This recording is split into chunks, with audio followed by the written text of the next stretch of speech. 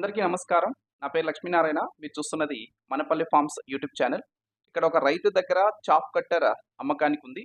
రైతు 3-4 గేదెలు తన యొక్క ఇంట్లోనే పెట్టుకొని చేసుకుంటున్నటువంటి రైతు. అయితే తన యొక్క ఇంట్లోనే కొద్దిగా షెడ్ ఏసుకొని దాన్ని ఎక్స్టెండ్ చేసుకొని ఆ విధంగా బఫెలోస్ పెంచుకొని చేయాలన్నటువంటి ఉద్దేశంతో తనైతే చాప్ కట్టర్ తీసుకురావడం జరిగింది.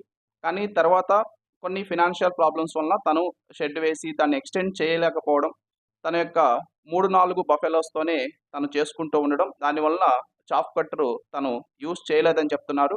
కాబట్టి దాని యొక్క ఉపయోగం లేదు కాబట్టి ప్రస్తుతం దాన్ని సేల్ చేయాలనేటువంటి ఆలోచనలో రైతున్నారు. ఈ వీడియోలో చాప్ కట్టర్ రైతు ఎంత పెట్టి కొనుక్కొచ్చారు, అలాగే ఎప్పుడు కొనుక్కొచ్చారు, తర్వాత చాప్ కట్టర్ ఉన్నటువంటి అడ్రస్, అలాగే రైతు యొక్క కాంటాక్ట్ డీటెయిల్స్ ఎవ్రీథింగ్ మనం తెలుసుకుందాం.